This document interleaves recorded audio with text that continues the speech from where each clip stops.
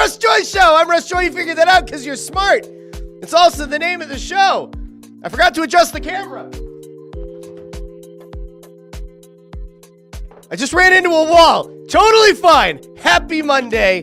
Oh, we have so much to get into today. Where do we even begin? Daryl Morey said a really dumb thing. Torts got mad at the media, then kind of backtracked, but also seems to not understand why the media is asking questions about him benching Michkov. We're going to get into that a little bit. Joel Farabee threw some shade at Torts from a distance. That happened. Myles Garrett finally answered the question, how much does your happiness and the possibility of you ever making the playoffs truly cost? We got that answer as well. The NFL is a total mess. Free agency starts today. Saw a bunch of trades. DK Metcalf.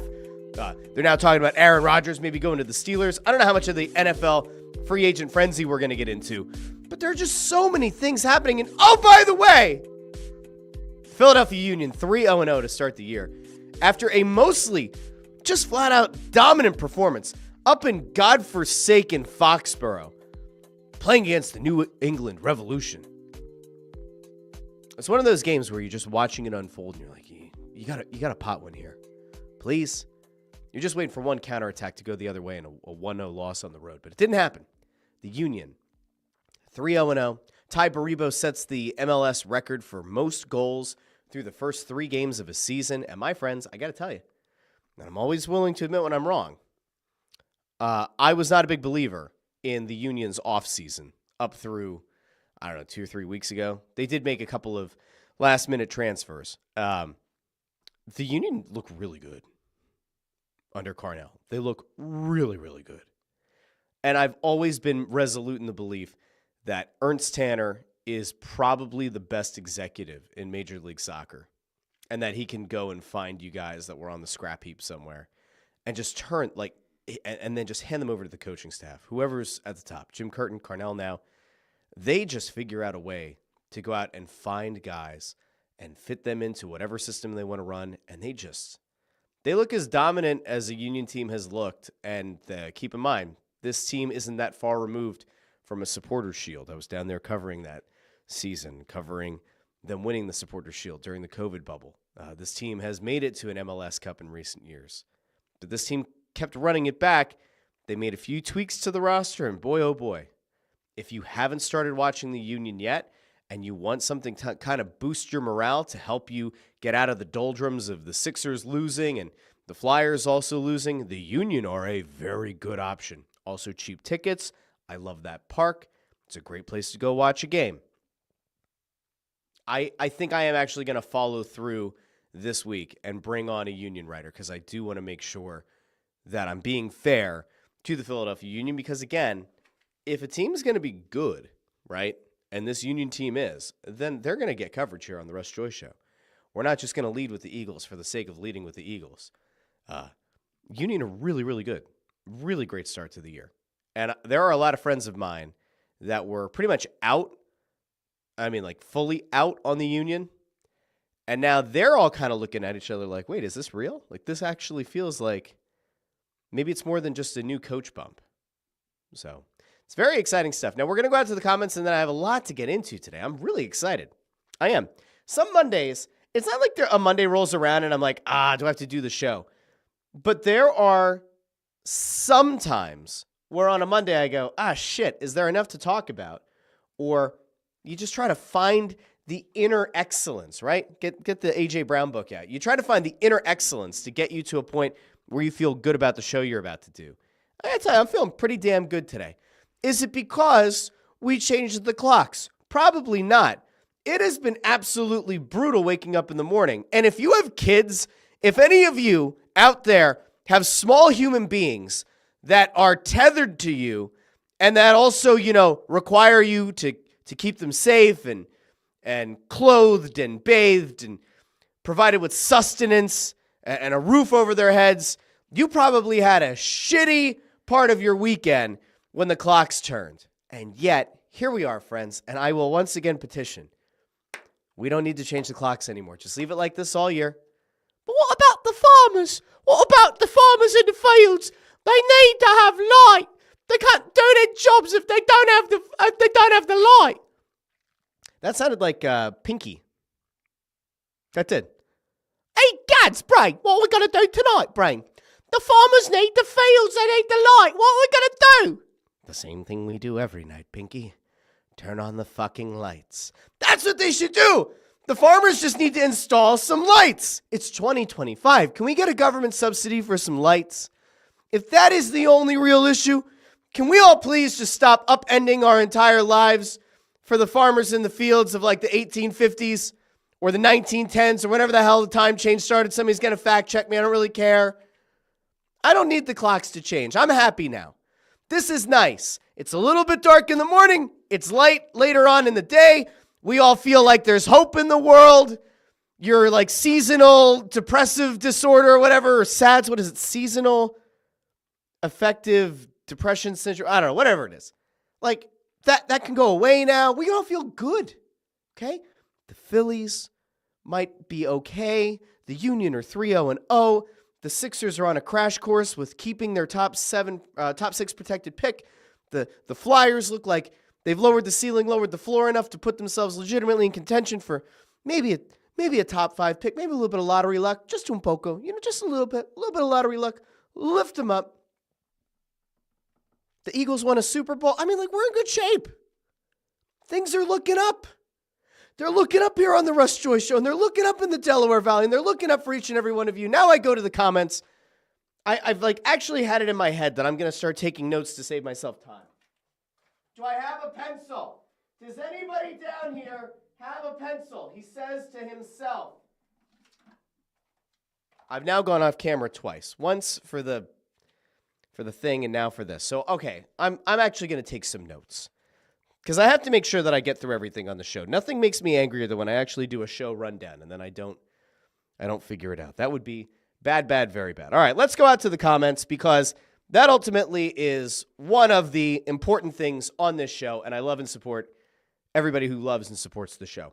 Chris Freed says, does Russ support the booing of the Sixers and the use of the Philly sports fan mating call, E-A-G-L-E-S,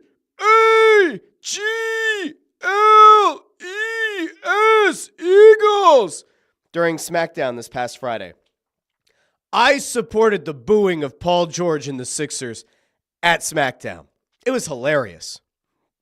They gave the custom belt. In case you guys didn't see it, I could show it. I just don't want to have to remove it from the show later. It's probably not worth it. But Paul George and a few of the Sixers were at SmackDown on Friday at Wells Fargo Center. The fallout from the John Cena heel turn. We did not see John Cena. We listened to Cody Rhodes cut a promo 2 hours into the show. It was not, I don't think the show was that great. There were some good moments, but not a lot of great moments. People booed the Sixers, and I thought it was funny, and I thought it was totally acceptable.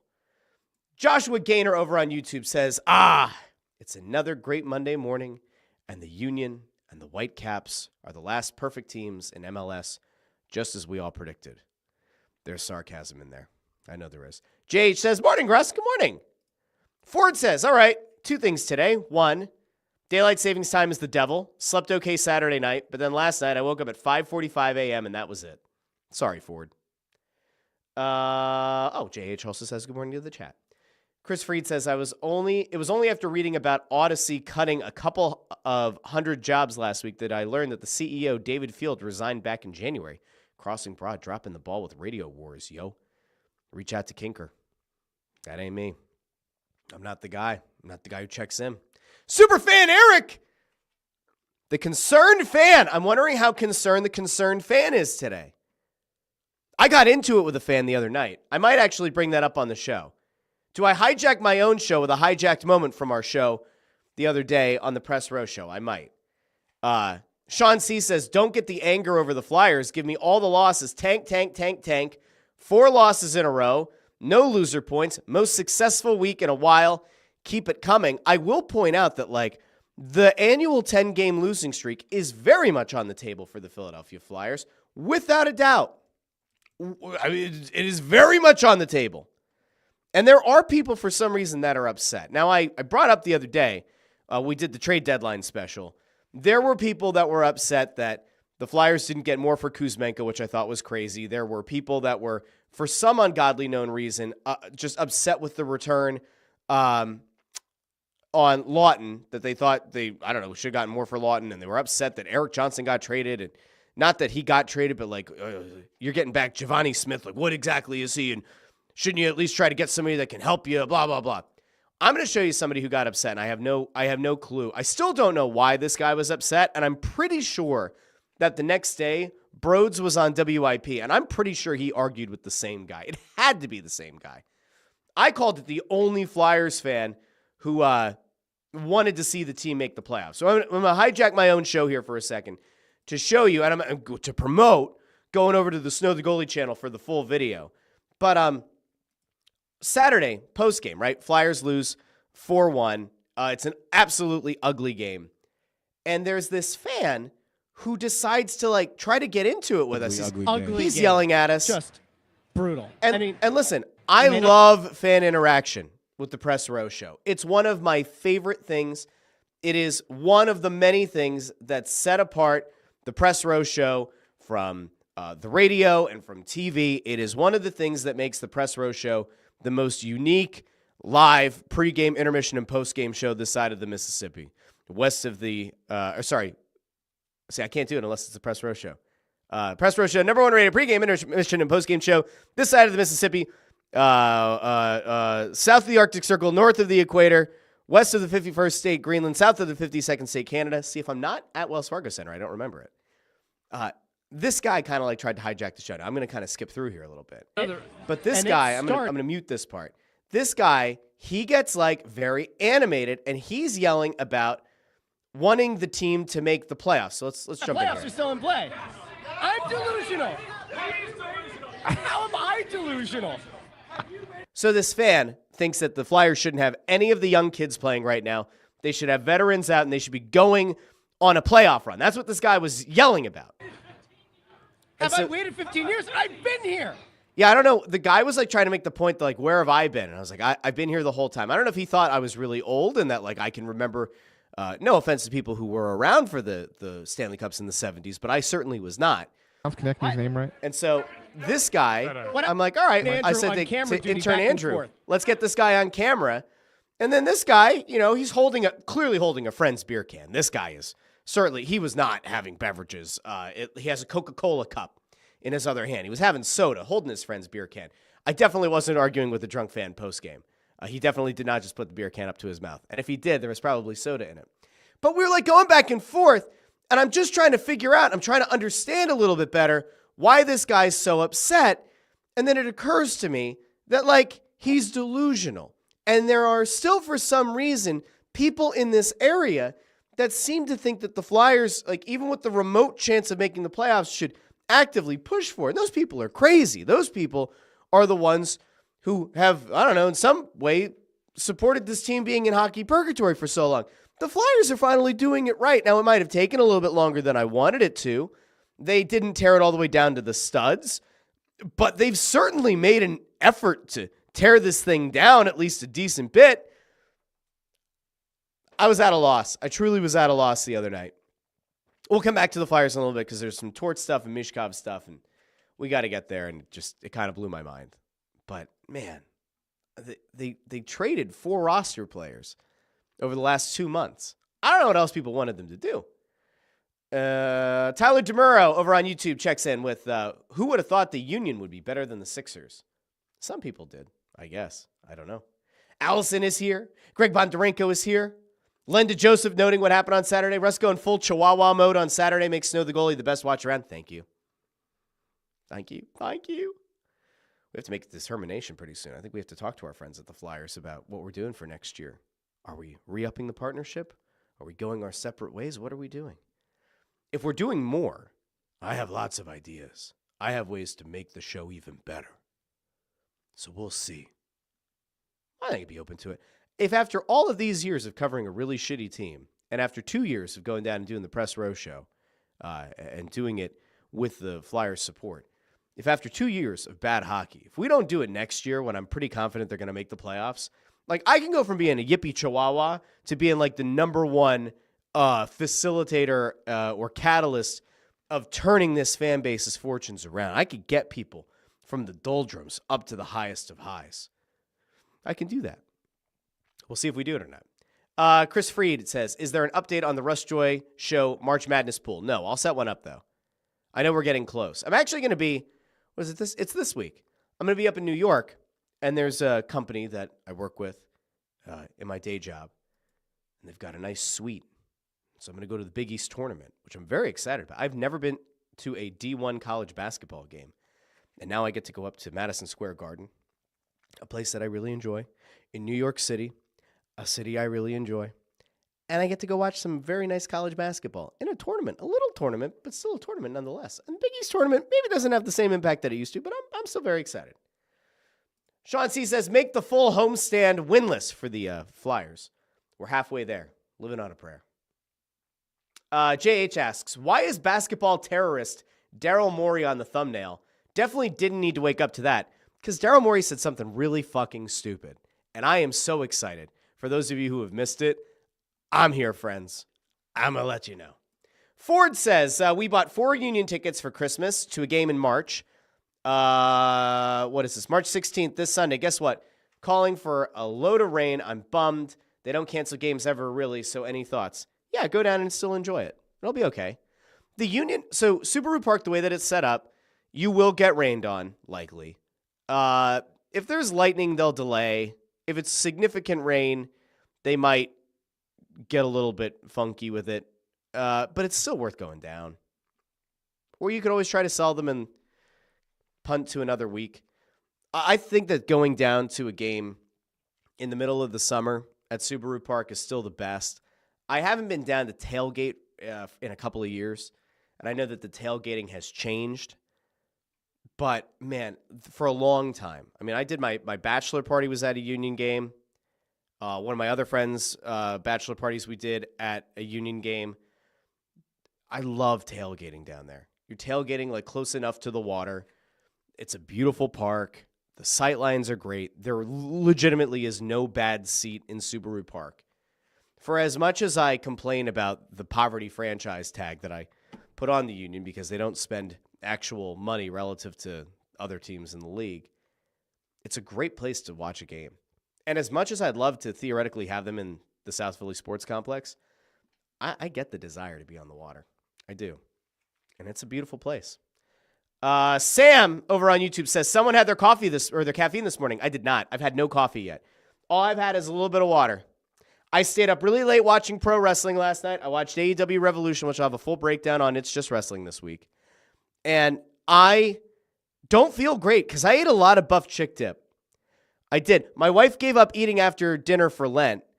And I'm not going to say that she ate after dinner because I don't think she had dinner. So I think that means that the late night buff chick dip that I made counted as her dinner. So she didn't break her Lent thing that she gave up. Definitely not. I'm gonna hold to that. But I ate a lot of buff chick dip last night. I've had no caffeine. I am gonna crash after the show. I'm gonna have to make myself a latte or something. I've gotten pretty good at the latte art, by the way. Nobody cares. I know nobody cares. But I've gotten pretty good at it. I'm feeling really good about it. Sean C. with a little bit of suggestion for Ford. Maybe call a ticket rep or something. They might be able to accommodate. There you go. See, this is the YouTube comment section. Just coming around, helping each other out. That's what it's all about. Let's see. Tom Umscheid says, can we admit the culture-based rebuild was garbage? They aren't being competitive. That's the Flyers. Which is what we were told the purpose was. Feels like 2 wasted years. So, Tom, first of all, thank you for checking in. I don't remember seeing you before, but this is a perfectly acceptable question. Yeah, I mean, I think it's fair. I think it's a fair question to have. I will point out, and I know that a lot of times I go back and I say, oh, I said this all along. Okay.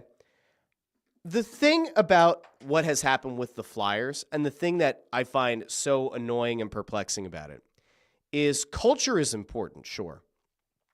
But the thing that I've been pretty resolute in the belief of is that, as I try to pick up this pencil with my toes instead of just taking a second to bend over. Oh, I got it with my toes. Good job. The thing about culture is that I'm cool with you instilling the culture when you have 70% of the roster intact. 65% of the roster intact. They have now spent 2 years harping on culture, and they were harping on that culture with a bunch of players that ultimately aren't going to be here when things matter. And they used a lot of that equity on Frost and Farabee, who are gone. They sort of used it, I guess, with Couturier last year, which Pronger apparently went on Nasty Knuckles. I did not see the interview, but it came up yesterday on a Press Row show that apparently Pronger went on Nasty Knuckles and said that players around the league saw what Tortorella did with Couturier, and it's going to be hard to get a free agent to come here after that. Like, look, I've said all along, culture is important, but if you are wasting that equity on players that aren't going to be here, I don't think it's really worth a damn. And I did have an issue with something that happened in yesterday's game, which we'll get to in a little bit. And I realized that I'm very far behind on the comments here, and I need to, pick up the pace. But, I think when it's all said and done, Tortorella has 1 year left on his contract. The real question is, are they going to extend him? They can't possibly have him be a lame duck because that didn't work out in Columbus when he was on the last year of his contract out in Columbus. Are they going to move him up to an advisory role? Is Mike Sullivan, for whatever reason, going to somehow end up here as head coach? Are they going to hand the reins over to Bradshaw for the year? Are they going to try to go and make a more interesting hire? I don't know. But I think it's fair if you're a fan to ask whether or not it was a wasted 2 years if the best that you have to show for the culture is that this team really does look listless and looks pretty checked out, in fairness. They look like a team that realizes, yeah, we're not making the playoffs. Michael over on YouTube says, fine, bench Matvei Michkov for a shift, but I don't want to hear about accountability from a guy when Rocky Thompson still has a job. I get that. Says, what's the power play? Is there a strategy at all? Do players understand their roles? May as well play yakety sax every time they try to get over the blue line. It was actually pretty funny because yesterday was a disaster. You know what? I've done enough around, I'm going to come back out to the comments in a little bit, but I think now is probably about the time to go out to what happened post-game yesterday, because there was something of note that came out of Matvei Michkov getting benched. So in case you missed the game on Sunday, which don't feel bad if you did, I am here for you. I am here as your conduit to everything that happens in Philadelphia sports, and if you miss it, I'm here. I've got your back. So Michkov gets benched in the first period. Now, there's a play where Glass goes down, scores a goal, and if you watch, Michkov didn't really back check. He's the last guy back in the play, and presumably that was part of why John Tortorella benched Michkov, who only played 2 minutes and 20 seconds in the first period. Now, that happened relatively early in the period, and he sat the rest of the way. And then it became a conversation point on the first intermission of the Press Row Show. Is he really going to sit him the rest of the game? Because that seems like a vast overreaction. What ended up happening was Michkov played pretty normal minutes the rest of the way, second and third period. But then Tortorella got asked about it post-game. Now, I think most people know where I stand on Tortorella. I think there's a lot of grandstanding, and there's a lot of playing it up for the camera, and there's just a lot of shit that, you just don't need to do anymore. And I get it, and I've heard from a lot of people, Torts has a great heart. He's almost intentionally misunderstood. I hear that. I also heard what Joel Farabee had to say, which I'll play here in a little bit as well. But Tortorella gets asked 2 questions post-game about Michkov. They weren't the only questions that were asked at the presser. You figured that 0-4-0 start to the homestand, to a 7-game homestand, he's not going to be happy. It's probably going to be a short presser. And so, what is the big story? Well, it's that he benched Michkov in the first period. So we're going to go over. We're going to listen in the entirety. I believe this was Colin Newby from 97.5 The Fanatic is the one who shot this video. I saw that The Fanatic also put it up, but I think he was the one who did it, so we'll give him the shout for the video. But 2 questions asked, and then you guys can decide out there if this was fair or if this was not fair to see the reaction that he gave to the media. Here we go. You've talked a lot about Matvei having learning experiences. In the first there, it looked like after the goal, you kind of sat him down for the rest of the series. How is it hard for you to do that, and especially with him being so young, or is it just one of those moments that it's very easy to do? No, it's part of the process. So, okay, let's examine that part first, okay? So on one hand, reporter asks question. Question is relatively fair. Is it hard to do that? Torts says no, and ultimately says it's part of the process. Okay? Fair. We'll keep going. You had mentioned Charlie O'Connor now. a few weeks ago when I believe you sat him. Citing past precedent about benching Michkov, so we are in a very fair place. Charlie O'Connor, respected writer, does a very nice job, is a beat guy, is down there for practice, is all around the team. Not just somebody kind of flying in on game day like a certain jackass who's currently talking into a microphone. For the rest of the game, and you had said that in retrospect you would have put it Just let me tell. So you could tell that Torts kind of had a little bit of bubbling frustration from the first question, and now Charlie has laid out that before you answer my question, Charlie didn't say this, but this is a beautiful job of doing this. Charlie cites past precedent in setting up his question, which now pigeonholes Torts, because now you're about to not let the coach get away with what might be a bullshit answer, and now Tortorella is faced with, do I answer this question in earnest?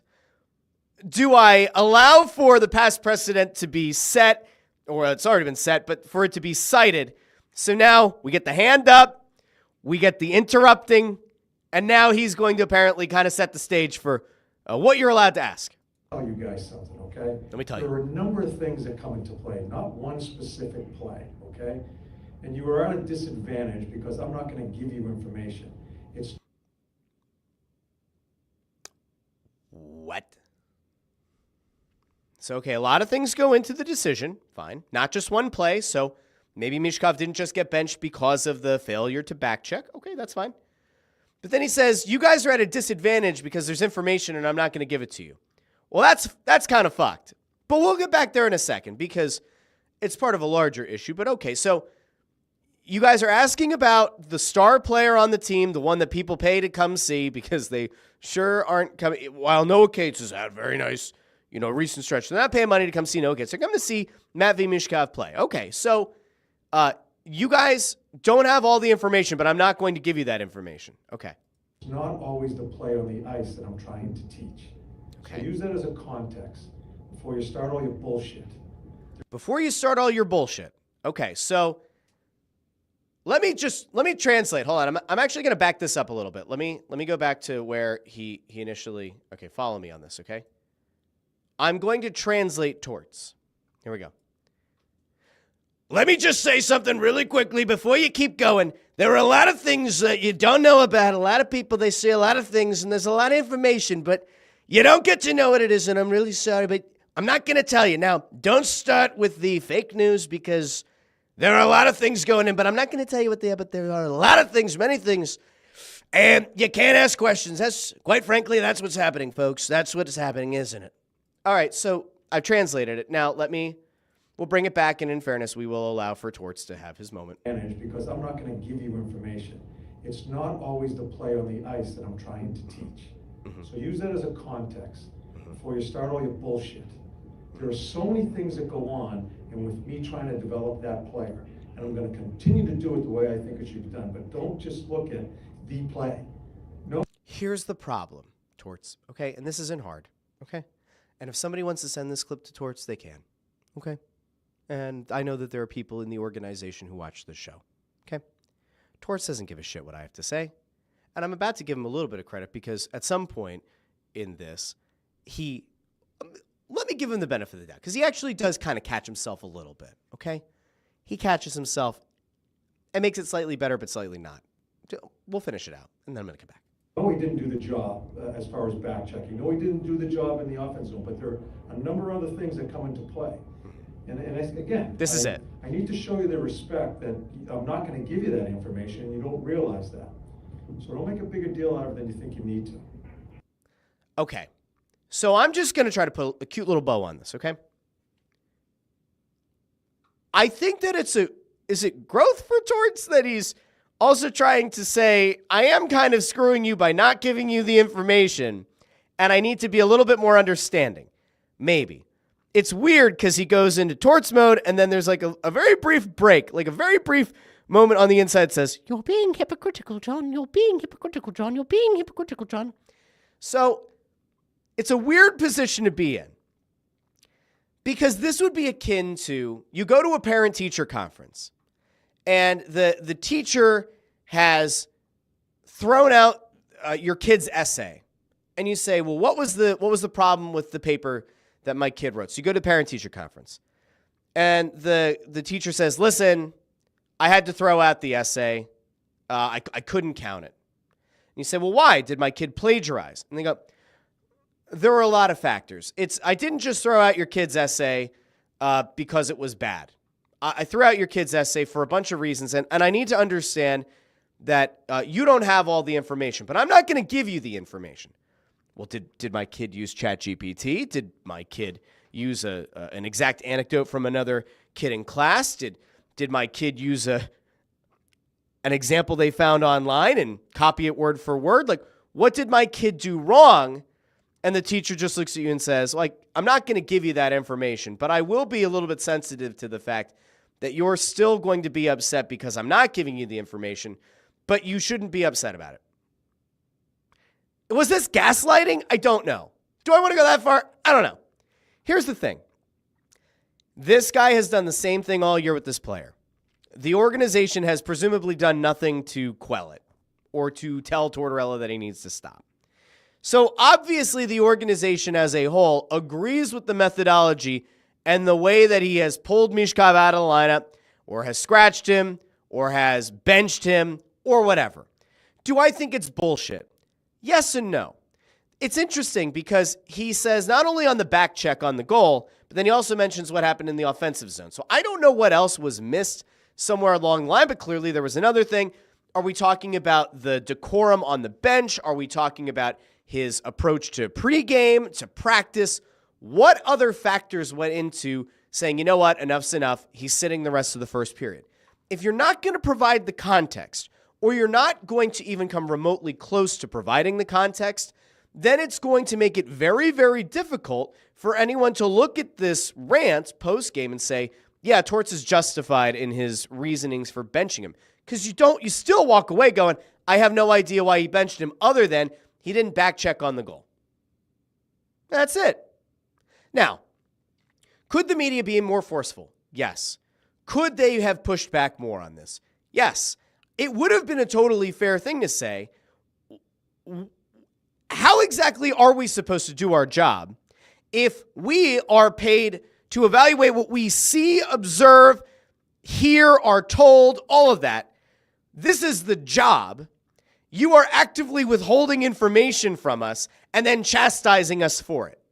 Yeah, there probably should have been some pushback on it. And my assumption is, I could be wrong, I would assume that there is a chance between now and Tuesday's game that Torts will either talk to the media in front of the cameras or away from them or something and may give them a nugget. I'm not saying this is going to be like last year with Felix Sandstrom where, he kind of shit on Sandstrom and then was like, all right, he's a young goalie and, I should have gone about that a different way. I think that there might be a slight backtrack coming because I don't know as an organization how you kind of roll with this mindset from the coach with the media postgame. I don't think it was a great look. And I think ultimately it was kind of a mess as I dropped this pencil again. Now, Sean C. Whoopsies. Let me get this. Sean C. says, I balance on a board, by the way, so I'm not just I'm twisting over here. I'm not just falling over for fun. Sean C. says, I thought Charlie had a nice rebuttal to the whole thing on Twitter. The Flyers themselves didn't want this to be the Matvei Michkov show, but you can't blame fans for not buying into that. In fairness, if you go back to a very early season interview that we did with Hilferty, Jones, and Briere on Snow the Goalie, we asked specifically about Michkov being on the billboards, but he's one of 4 players and he's in the background. They didn't want to make Matvei Michkov the centerpiece of this team or the guy who gets critiqued the most because he came in at 19 years old. He was over here before they initially expected him to be, and they didn't want to have the added pressure. They also didn't want to make him available to every game. I called the organization out early in the season for not having a full-time translator available to the media to ask Michkov questions every game. And in fairness, they, I believe, were actively trying to make sure that he wouldn't talk every game because they didn't want it to become a circus around the player. When we do like the full autopsy of the season, I'll have some thoughts on it. As of right now, it kind of is what it is. Let's see. Sean C says, I think the state of the team is getting to Torts. This is the third time in a week that he's hit out at the media. The Risto rant, the knucklehead remark about the Last Supper photo, and now this. JH says, completely fair to ask why the coach is benching the best prospect since Lindros, especially with nothing else happening with the team. And he goes, what the hell else is he trying to teach? Everett's routine, how Lou does his announcements, how many songs they play in a game. Yeah. Philly sports expert says, Ant was so mad yesterday after the game. Is he really finally realized you've been right all along, Russ? No. Ant will never admit that in his mind, I was never right. And in his mind, he is never wrong. This is clearly what the team should have been doing from last offseason, in fairness. Like, trading the Frosts and Farabees and Lawtons could have happened in the offseason. This team could have been even worse all season. They'll still end up, hopefully, with a high enough pick that they're going to get one of the top 3 guys in the draft. That's the hope, right? You're going to have to hope for lottery luck, but they'll hopefully be there. Just given how bad some of these other teams in the league are, Chicago, Nashville, San Jose, it might have been hard for the Flyers, even with trading those guys earlier, for them to be in the bottom 3. That's just how bad these other teams have been. But no, like I am right about how you rebuild. And it doesn't necessarily include tearing it down to the studs. But they are lowering the ceiling, lowering the floor. And this is going to be a really painful final stretch of games for the Flyers. And yet, I remain resolute in the belief that they're going to make moves in the offseason to try to make the playoffs next year. I'm like very confident that that's going to be what is going to happen. And so like on one hand, you could try to chastise the organization. And on the other, you could just say, all right, I mean, they're going to add some more skill. They're going to probably be a player in free agency and trade market. And we see where it goes. Oddly enough, I feel as confident and as happy around the Flyers as I possibly can. It's because they're finally not playing the, hockey purgatory game. Good, lose. Here's the thing, and we always yell about this all the time, right? Bundy on So the Goalie will say, you can't tell guys to lose, and I agree. Never said that you can tell a professional player or John Tortorella go out and lose a game. You can take away the tools from the toolbox, and you can make the tools worse, right? Oh, I need a certain Phillips head screwdriver. Now, here's a butter knife. Good luck. By trading Frost and Farabee, that's part of what they did. I need a box cutter to open this package. Here's a key for a safe that doesn't have a sharp edge. There you go. Good luck. That's what trading Lawton did. They still have tools, but they don't have tools that are good enough to help them win every game or to get the job done. That's the point. And we're great. Let's see. I'm going to keep skipping around here. Philly sports experts with I don't know how many percent that is. Is that 10 million? It's too fast. There are too many zeros. It's finally because you can see from watching Snow the Goalie, Bundy agrees with you. He agreed last night. We're getting there. Everybody's kind of resolute in their own beliefs, and that's okay. And when I'm wrong, I'll tell you I'm wrong. Not everybody does that, but I do. But I'm not very wrong, am I, folks? Zacho says, oh, yes, joining late. What a trade deadline. Can't wait for the summer trade market to see what the team looks like next season. I agree. Chris Freed says, if the offseason does not go well and the Flyers again miss the playoffs in 26, will Russ be demanding a house cleaning in the front office? What the hell was that? I just looked out the window. There was something big that went by, but I think it was a squirrel. That was a fat squirrel. Holy shit.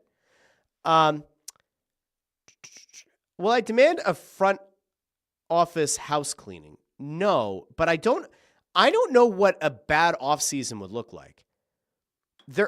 In my mind, they are not making all 3 first-round picks and all 4 second-round picks. I would be shocked.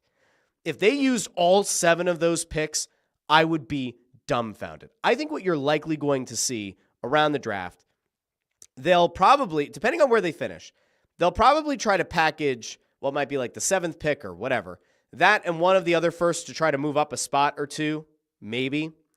They could attach one of those firsts to a player or a prospect and try to bring somebody in. They could maybe try to punt the Carolina or Edmonton pick to next year's first round, which would make a lot of sense. Maybe you get a team that feels really strongly about a player at the end of the first round this year and you punt and you get a first-round pick next year. Maybe they package a couple of those seconds for a first next year. It might seem crazy, but remember, the NFL draft and the NHL draft are a little bit similar in when that first round gets done, teams really do sit back and they kind of look at that second round as almost like, oh, there are additional first-round picks available right now. You know, the way that the NFL draft has kind of changed over the years where the second round kind of gets this extra level of importance on the next day, that kind of thing can happen with the NHL. And Jonesy said it at the Carnival on Snow the Goalie, that you're going to see teams that might actually overpay or teams that are going to assign a different value to those second-round picks on draft day. So we'll see. I missed some bad news, I guess. Oh, what happened here? Hold on. Oh, JH has a family member in the hospital and missed the game. JH, I hope your family member is okay. I hope all is well. I saw Jamie here with a nice message. So, JH, I hope everything's okay. Hope the family member's out of the hospital, and if not, hope they get out very soon. Ryan Reese, who said I sit to pee. I saw that, Ryan. I saw that on Press Row Show said Russ sits to pee. I don't know if I should be offended or not. It's also not true. Or is it? We don't know. We don't talk about urine and urination on the show, Ryan. Says realistically, we could get a draft at 5. Penguins and Seattle have closed the gap and hopefully will pass us after the annual mandatory 10-game losing streak. It could happen. Certainly could. Actually, you know what? That takes us to the point of the show that we should get to, which is Tankathon. We'll do Tankathon for the Flyers for sure. We might get, well, because we're going to have to do Tankathon for the Sixers when I rip Daryl Morey a new one here in a second. But all right, let's go over to Tankathon. Remember, once last week or the week before, we did Tankathon. We ran the sim, and the Flyers jumped to the number 1 pick. Pretty much every time I've done this, they've moved down. And Anaheim has jumped them pretty routinely. Seattle's gotten up there a few times. Let's sim the lottery.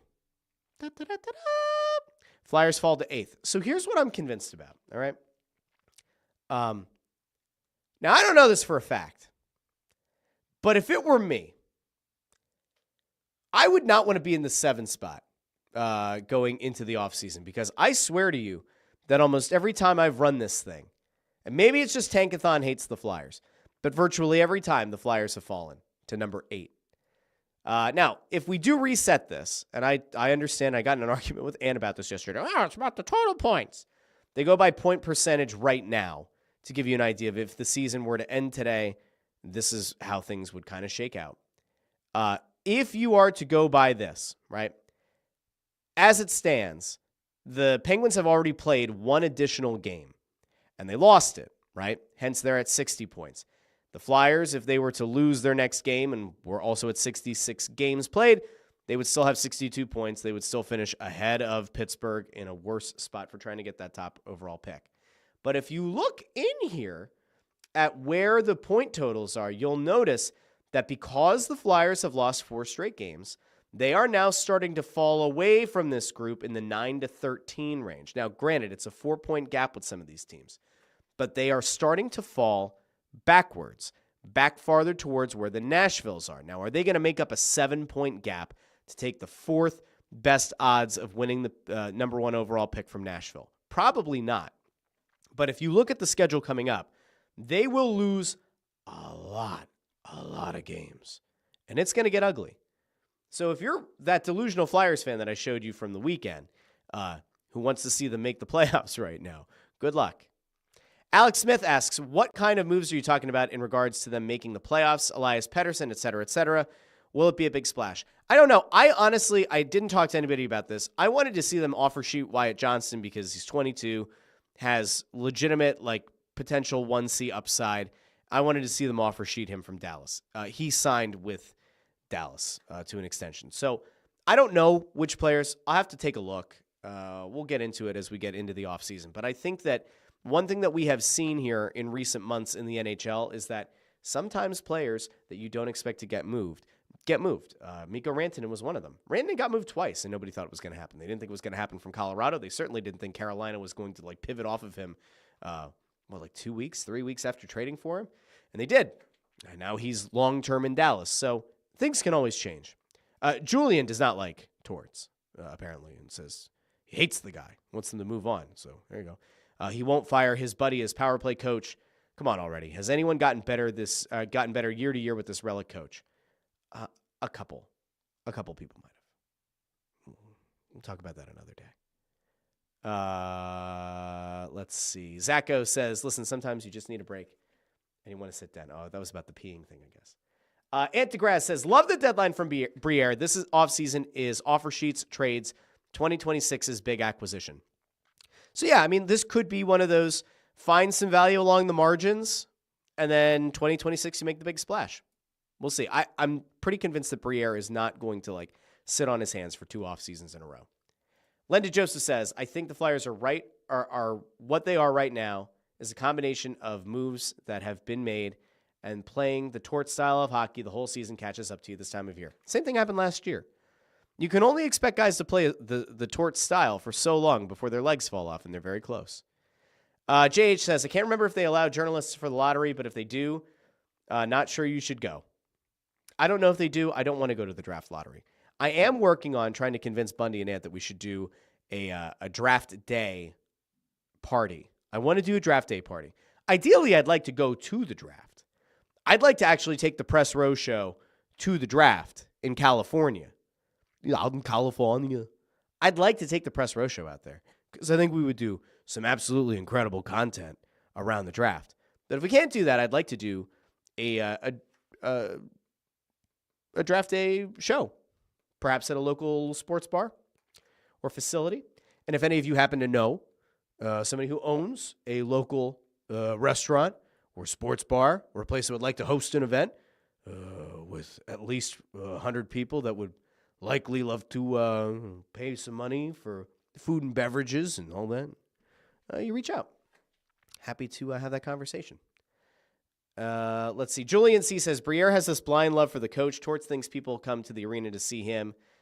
His act is so boring already. They're wasting another season next year if he comes back. I don't think he's going to come back as a lame duck. They're either going to extend him or maybe there's a chance that they're going to hand the reins to somebody else next year. I just don't see him coaching in a lame duck season again. Also, I don't think that I'm not positive, right? But part of me thinks that the blind love for Torts isn't either just Briere. I think Briere respects the coach. I think the coach respects Briere. I don't think that Briere has a blind loyalism. I think that there are other people within the organization who are maybe a little bit more enamored with the coach. That's probably fair. Superfan Eric, concerned fan, says, offer sheet Marco Rossi. Maybe. Julian also complaining about TK because he's pretty much vanished. This is also true. It's true. It's not been a good stretch. The last 23, 24 games, I think he has 2 goals. Not good. You've gone a quarter season now, more than a quarter season. 2 goals. That's not going to get it done on the big money deal to a guy that you do expect to score. Has a lot of assists, but he's supposed to be a goal scorer. Not ideal. Okay, I'm going to get off the Flyers. I want to take us now to a very happy place, and that is Sixers land. Oh, did I say happy in Sixers? Yeah, I'm going to tell you why I'm happy. Because Daryl Morey outed himself. Daryl Morey outed himself as a total dipshit. I cannot wait for the day when somebody within Sixers ownership says, yo, enough is enough. And they jettison this dude, way out of here. Okay? There was a quote, and it was going around yesterday, and then there's an account on Twitter called Mad Max, @_Mad Maxi. And Daryl Morey said something about Sixers fans and the anger that Sixers fans had around the Knicks series and around the Celtics series. And I want you guys to listen to this, and I want you to tell me that this sounds like a guy who understands the fan base where he happens to be the president of the team. And what you're going to find here, friends, spoiler alert, is this guy doesn't get it. And I've now said for a while, Daryl Morey has won nothing in this league of value. Bob Myers, who built the Warriors dynasty, is out there. And the smartest thing the Sixers could do at this point is fire Morey and bring in Myers. Now, I want you to hear what Daryl Morey had to say because it was absolutely insane. And I will also point out, again, I'm not the one who clipped this video, so you're going to see some stuff pop up on this person's phone. Can't control that. I don't actually know what the pop-up was, but here we go. We then lost a close game at home. We then lost a close game at home, which was very frustrating. And then we had a very bad loss in Game 7. And, it's a little bit similar to the LeBron, Michael Jordan argument. Oh. Objectively, people should feel better about that. Then the next season, we had a very entertaining Knicks series, like almost famously entertaining. I think it was voted best series that year. And for me, it was just stressful, but for everyone else, I'm glad you enjoyed it. Hold on. Wait a second. Wait. He talks about the Boston series. Says people should feel better about that. I guess because it was later in the postseason and the Boston team goes on to like what? And then what the? I'm sorry. He said, okay, so yeah. People should feel better about that. They should feel better about the Boston. Then the next season, we had a very entertaining Knicks series. Entertaining Knicks series. Does this fucking guy understand how sports fandom works? Does he understand at all how this works? We had an entertaining series with the Knicks.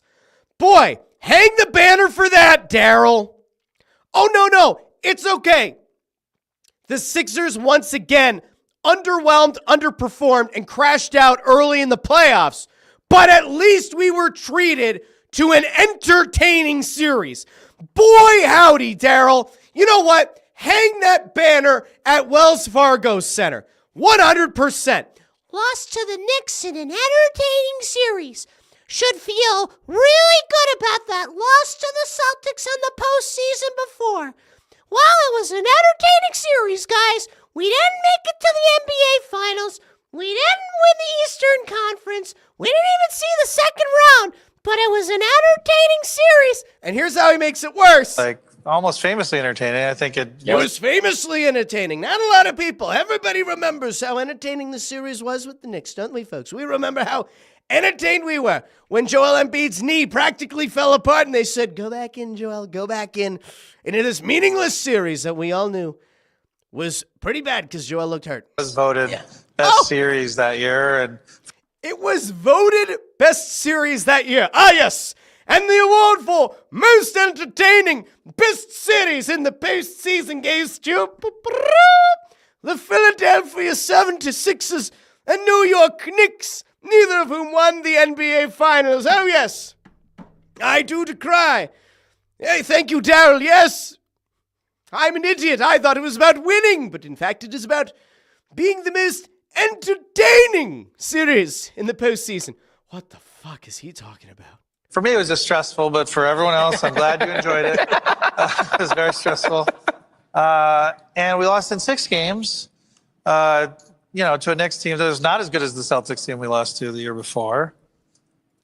This dude is comparing the Knicks team to the Celtics team from the year before and is trying to say that people should have been...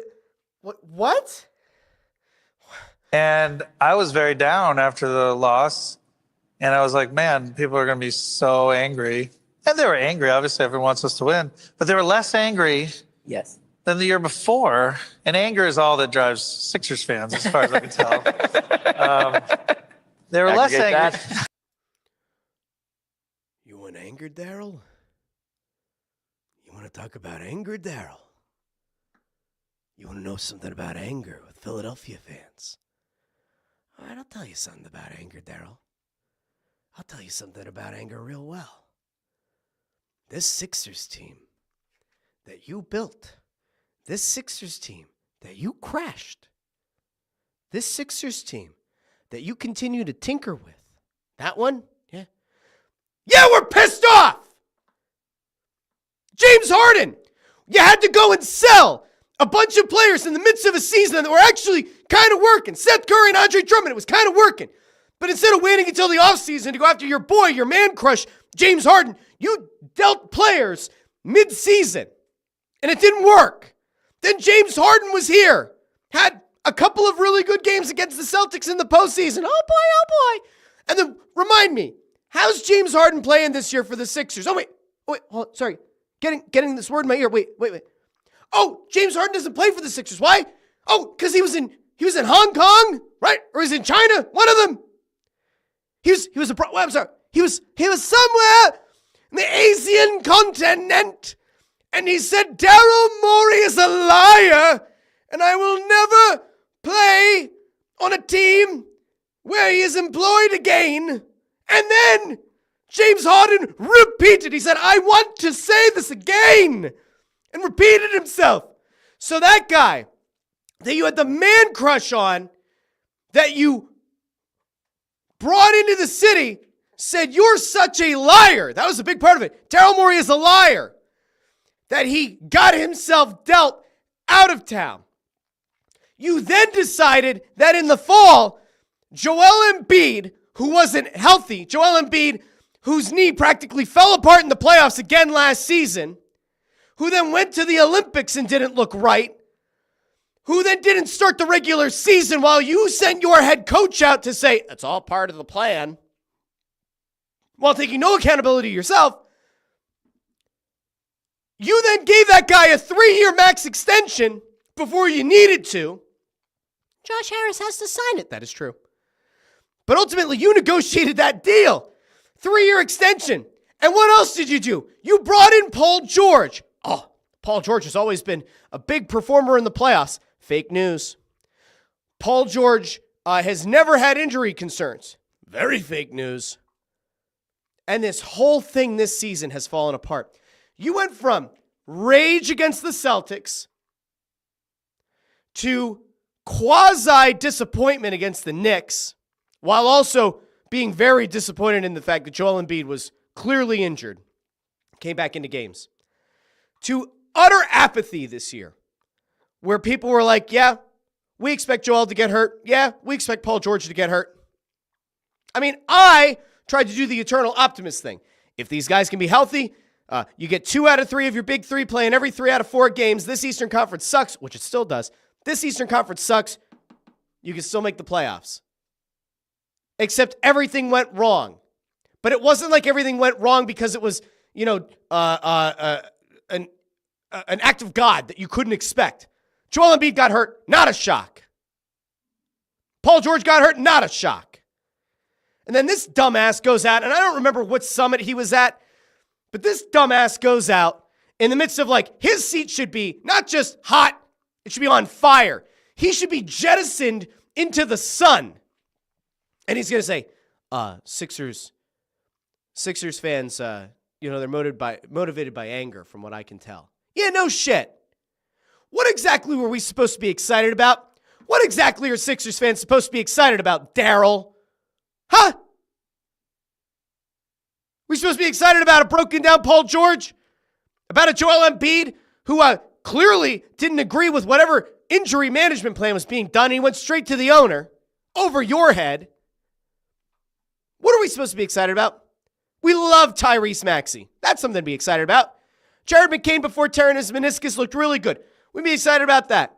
Hopefully you get a top 6 pick. Be excited about that. Daryl, I'll tell you what. Will make me not angry, and I'll tell you what will make me very excited. You getting fired. That would be great. I would love that. That would make me happy.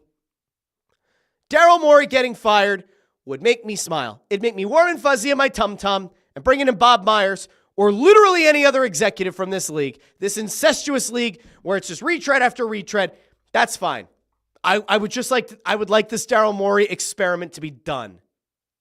That's what I would like. Okay, now. That was my Sixers point for the show. Jim Cochran says the next interview Morey should do is for a new job. I agree. Yeah. Sean C. says, no way were fans less angry last year. They were really mad, especially because that was another New York team taking down a Philly team. So I'm not exactly that's right. JH says, are you not entertained? No, Daryl Moroni. We are not entertained. Where is Daryl's head at? He's definitely not on Earth, says Greg Bondarenko. Julian says, I'd take Colangelo over Morey. I think I might actually agree. And I hate the fact that I have to maybe agree to that. But I think I might even prefer Colangelo over Daryl Morey at this point as well. It's just fucking brutal. There is this air of being the smartest guy in the room, and he might be. There is a certain level of arrogance that I can't stand. There is a certain lack of accountability that drives me nuts. And if you remember, we're not that far removed from Daryl Morey doing a press conference saying, you might have to squint, but like there's still a playoff team in there. Like we still think that there's a chance that there's a playoff team. So there you go. Yeah, I'm not happy about that. Sean C. says, most I remember about the Knicks series is Maxey putting the team on his back one game, Embiid getting injured on a showboat dunk, Knicks fans taking over because Sixers fans lost faith. Yeah, something like that. Yeah. Julian C. says, Morey stays if they get the 6th pick. He trades it for Durant, who's about washed also. All Ding Dong had to do was not sign PG and wait this offseason. PG says the podcast is harder to do than play basketball. Yep. There we are. I'm glad that Jamie Calvario also checked in here with, yay, we won the best series. So there you go, guys. There you go. Yep. So that was the Sixers point. Now, there were a few other things I want to get to, but we're getting a little bit long here on time. I had a thing here that I wanted to get to. Well, let's do the quick thing. The dream, I guess, is over if you were hoping for Myles Garrett. I mentioned this at the top of the show. We're not going to spend a lot of time here, but, we finally got to find out how much a player is willing to take to remain in a bad situation in Cleveland and ultimately not accept the, well, I guess he is accepting the fact that he's never going to win anything because he's staying long-term in Cleveland. Myles Garrett got paid in a big way. Gets a 4-year contract extension, gets $123.5 million in guaranteed money, and is going to get an average of $40 million per year on that 4-year contract. That is one of the craziest signings that I've seen in a very, very long time. Connor Allen, I don't think he said this, but this is pretty funny. Championships are nice, money is better. I mean, if you're a pro athlete, right, you always say that your number one goal is to win a championship. Myles Garrett knows in his heart of hearts that they are not winning a championship in Cleveland. I want to ask the people. I'm going to ask all of you in the comments right now on YouTube, Facebook, and X. If you had the ability to get $123 million in guaranteed money, potentially land $160 million plus over a 4-year contract, would you take that money knowing that you have no chance of winning a Super Bowl? Now, I get it. Somebody can make the argument, well, Russ, maybe Cleveland at some point loads up. They sell their souls to The Rock, and they somehow win a Super Bowl. I get that. I get that you could maybe have Myles Garrett get cut at some point. He still gets to keep the guaranteed money, and maybe he does glom on with a team late in his career to try to win a Super Bowl. But, keep it to very black and white. If your options were sign with a Super Bowl contending team, let's say get $75 million guaranteed, and get $30 million per year over a 4-year contract, right? So $75 million up front, $30 million per year, so $120 million cap. Or get $123 up front, $160 over that 4-year period. What are you doing? At what point does the money justify giving up the chance to win the ultimate prize? That's what I want to know. Because in my mind, I want to imagine that as a pro athlete, you want to win a Super Bowl. That is your goal. But on a human level, it's hard to turn down $123.5 million. Now, would it have been cool to have Myles Garrett on an Eagles team that's looking to actively, retool and get this thing into a full-out dynasty? Yeah. Do I blame Myles Garrett on the human level and go, yo, if I got to play in Cleveland, yeah, $40 million a year will do it. I don't even know if I blame him. I'm going to see. Let's see. Did we get anybody over in the comments dropping their idea. Jim Cochran says over on YouTube, that's a lot of money to pass up. JH says take the money every time. Jim also makes the point, could have signed with the Birds and not won. That is also possible. Jersey Steamer says, I think, is that a lock? Oh, that's a bag. Take the bag. Okay, I got it. Take the money. Jim says, who wouldn't want to play with Deshaun Watson? Julian says he's so numb to losing. Apparently he's numb to it, or he's so used to it that he's numb to it. Some players don't care. Connor Allen says in the context of they are already set up for life if they're responsible financially. Lawrence Fine says I'd take good money and a chip over just money. Chris Freed says Benjamins always win. It's an interesting thought experiment. That's a lot of money. A lot of money. Okay. There's one thing I can get to here. And we talked about Daryl Morey being very tone deaf, right? And so the last thing that I want to get to here is a player from Philadelphia not being tone deaf. And it's a guy that is very well liked in this town, and it is a guy that I think showed a really good awareness of how his team has been perceived and ultimately understanding why there's frustration in the fan base, or why there would be some frustration in the fan base.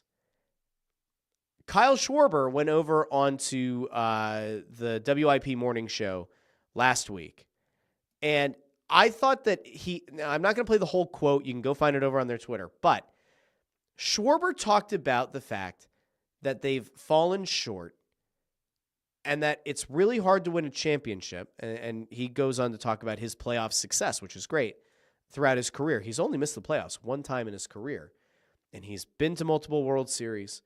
But there's an acknowledgement that the team came up short. So on one side, you have Daryl Morey saying, well, we had the most entertaining series as voted by somebody. And then here, you're going to hear Schwarber kind of give you a kind of pull back the curtain on the feeling of what it is to lose. And so we're going to go out to Schwarber, and then we're going to end the show. But I wanted people to hear this because I thought this was good. I think this is going to resonate with this fan base. The goals every year, right, is to hold a trophy up. I don't care who you are. Yeah. It doesn't matter if you haven't been in the postseason for, 10 years. If you haven't won a World Series in 108 years, your goal is to hold up a trophy. And I was telling a story that pretty much throughout my career, I've been in the playoffs every single year except one. Been in 2 World Series. Yep. So it's a hard thing to do. And don't get me wrong, I've been on a lot of great teams, and this is by far one of the best teams I've been on. And throughout the last, going on 4 years. And it just shows you in our game, I would love to, this is zero excuses by any means. I like prefacing with the zero excuses. This is smart. About that, because at the end of the day, we fell short.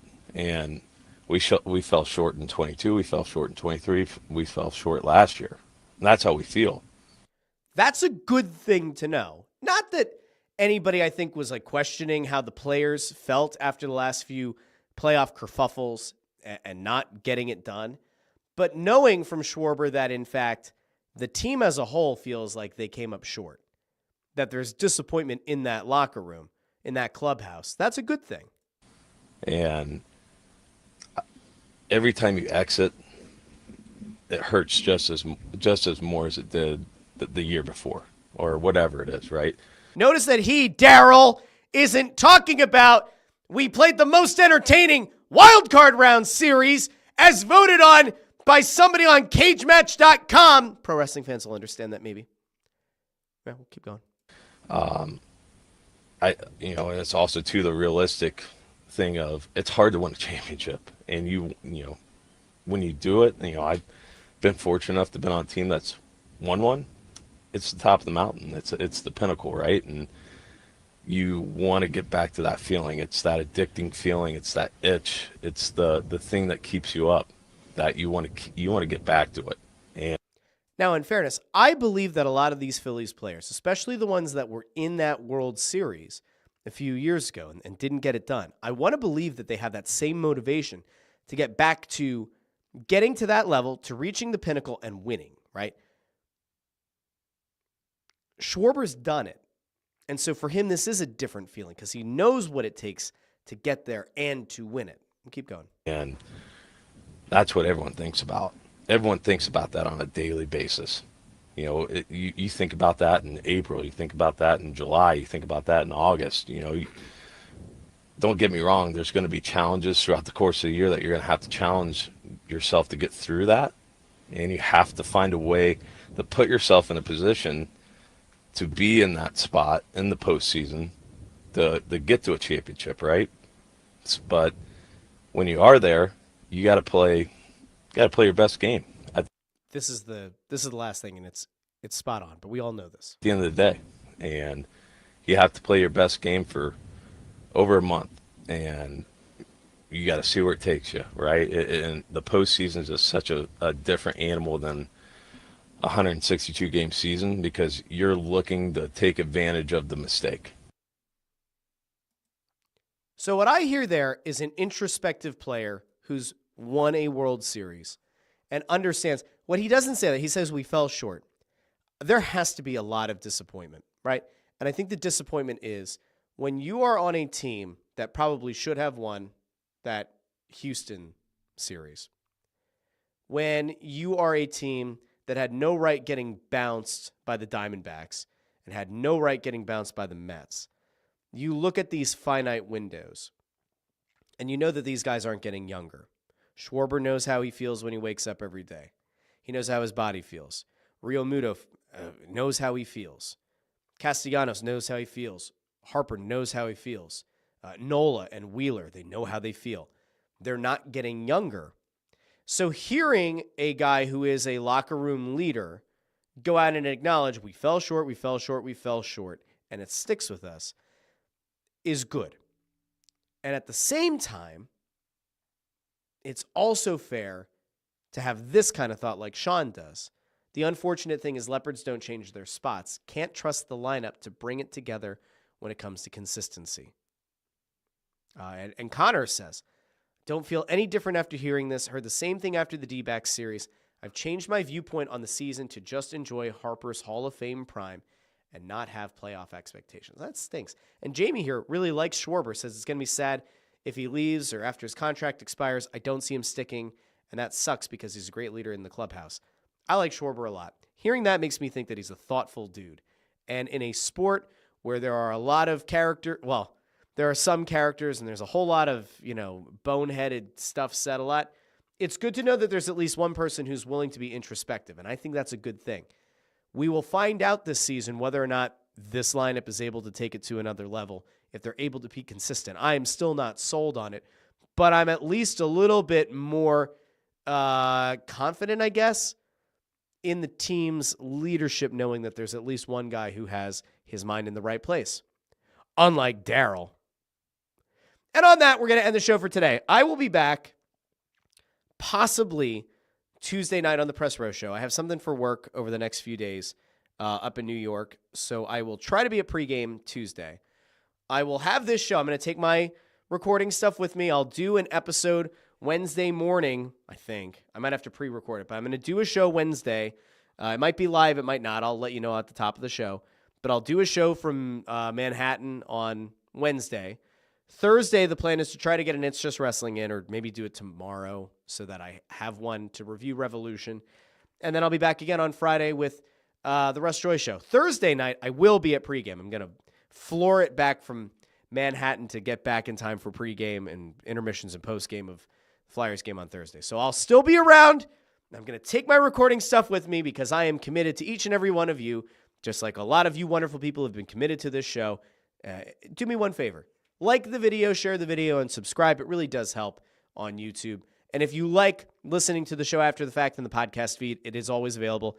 Apple Podcasts, Spotify, Pandora, Amazon Music, wherever you get your podcasts. So I want to thank each and every one of you for joining me today. It was a very long show. It was way longer than I expected it to be, but this is what happens when Daryl Morey says something stupid and Torts kind of lashes out at the media, and Myles Garrett sells his soul. And it just a lot of things going on in Philadelphia sports. I got to as many of the comments as I could today. I know that there's like a large chunk where I totally missed people. And so for that, I do apologize. I think I got to very many of you, but maybe not all of them. And this one was funny from earlier. When I was doing the one voice, I said it kind of sounded like Pinky. Tyler DeMuro said, "Are you sure that wasn't Dobby?" It might have been. Harry Potter must never go to Hogwarts. I'll be back soon. Thanks again, everybody, for joining me today. I will talk to each and every one of you Wednesday morning here on the Russ Joy Show. Until then, I've been Russ Joy, but you figured that already because you're smart. That's also the name of the show. Have a great day, everybody. Talk to you soon.